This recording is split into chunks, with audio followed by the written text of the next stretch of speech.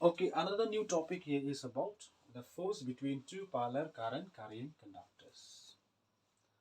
Okay, in this video we shall see how two conductors which carries current, they exert a force against each other.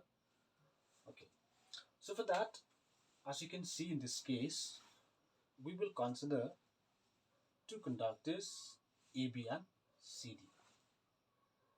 Now, the current in the two conductors are in the same direction. That is, the current in the first conductor I1, it is going up, and the current in the second conductor I2, it is also going up. So the two currents in the two conductors are moving in the same direction. Okay. So in order to find the force between them, first I will consider the first conductor which carrying a current I1. So because there is a current passing through the conductor, according to Biot-Savart law, according to Austin experiment, right? If you remember, a current carrying conductors always produce a magnetic field around itself, which means if this is a conductor AB, then this conductor AB will produce a magnetic field around itself in this way. So this is the magnetic field which is produced by the conductor AB. Okay. Now let us consider a point P on this closed circle, and say this point P, it is at the distance r from the conductor AB. Okay, so we know very well that the magnetic field at any point P at the distance r from a conductor carrying current, it is equals to B equal mu naught upon actually it is equals to mu naught I, right, upon 2 pi r. Okay, but right, the current at this point, the magnetic field, right, at this point, it is due to which current? It is due to current I1. So I'll write I1. And the distance between this conductor and this point, it is R. So I write it here. Now, suppose the magnetic field at this point, right, let's say it is B1. So this is B1. Now this magnetic field, it is acting, tangent to the part.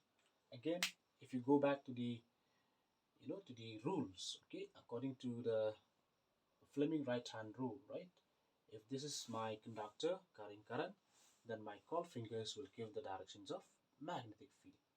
So it means the magnetic field at any point on the loop, right, will be directed, okay, along the tangents of the loop. So that means this magnetic field here, it is going perpendicular to the board, towards the board. So this is the magnetic field at a point P due to a current I1 in the wire or in the conductor AB. Okay. Now,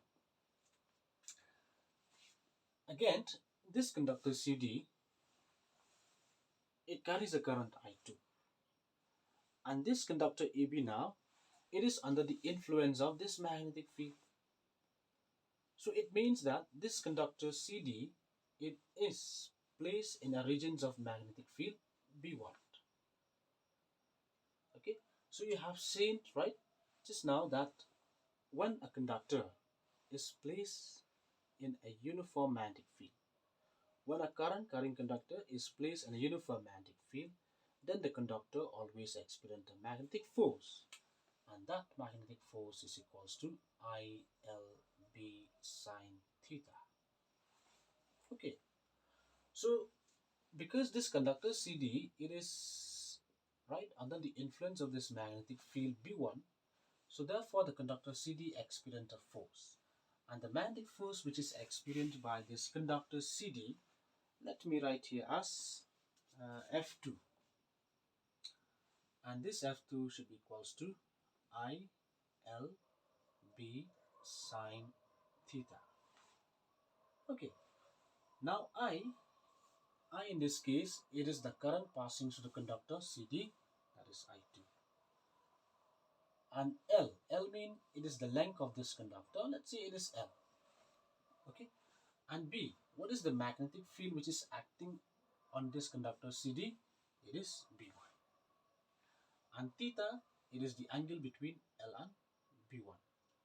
So what is the angle between L and E1? I mean L and B1. So the angle between L and B1, it is always 90 degree. Okay. So therefore, F2 I will write as I2 L B1 sine 90. So sine 90 is equals to 1. Okay. So this is my magnetic force.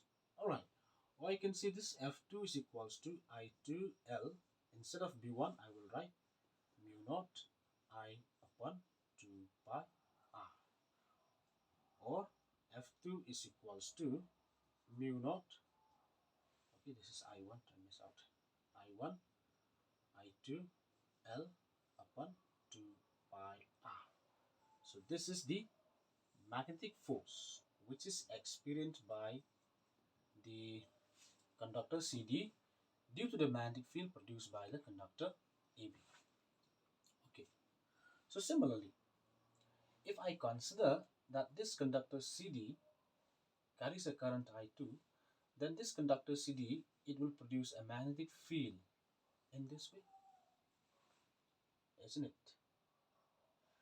So suppose at any point, right, on this curve, let's say this is a point P, which is at a distance R.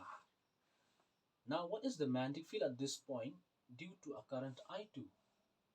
So the magnetic field due to this conductor CD at this point will be B2, and this it is directed in this way, which means it is directed, away from the board.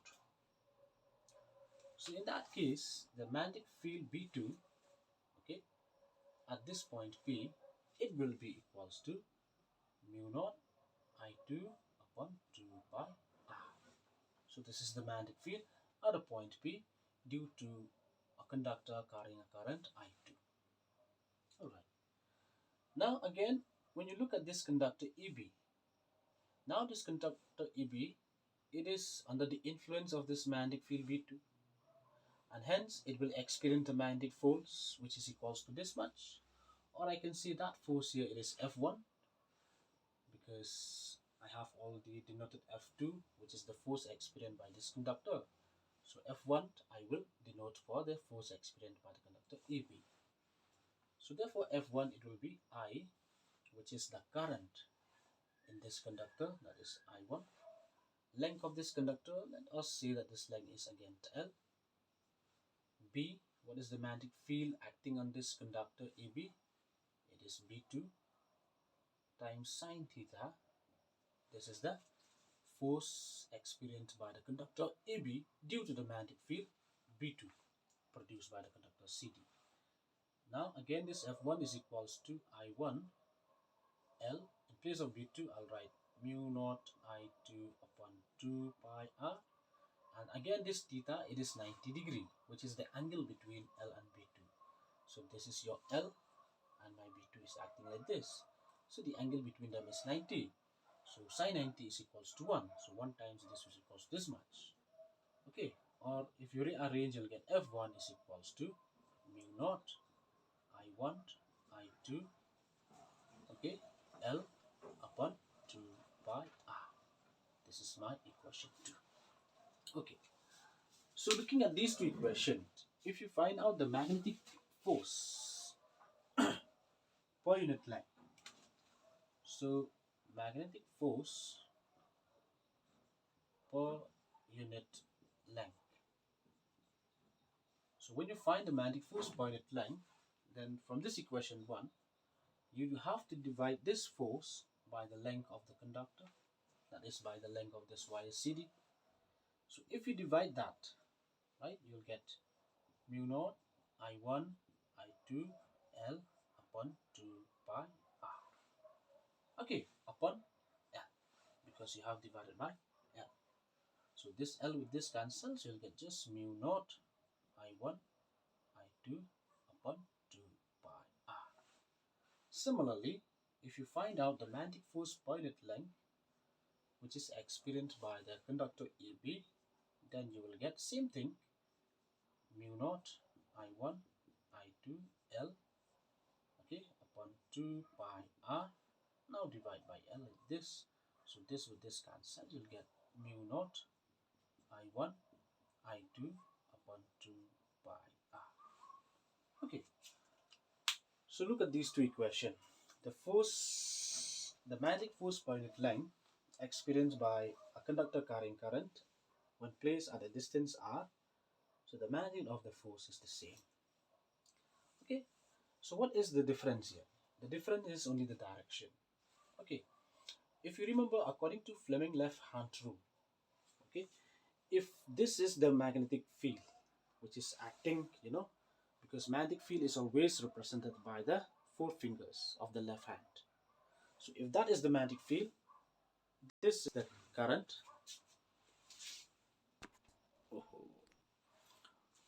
Okay, so right, because according to Fleming left hand rule, the magnetic field is always represented by the forefinger of the left hand, and this central finger gives the directions of current, so the thumb will give you the directions of magnetic force. So for this conductor CD, the magnetic field is going towards the plane of the boat, the current is up, so the force is acting in this way. So which means the magnetic force here will be acting towards the wire AB, that is F2. Similarly, when you look at this conductor AB, the magnetic field is outward like this. It is outward. The current is up, so the force will be like this. So which means the force is going towards the wire CD. So F1. F1 is acting towards CD, F2 is acting towards EB. So these two forces are attracted each other. So I can say that F1 is equals to minus F2.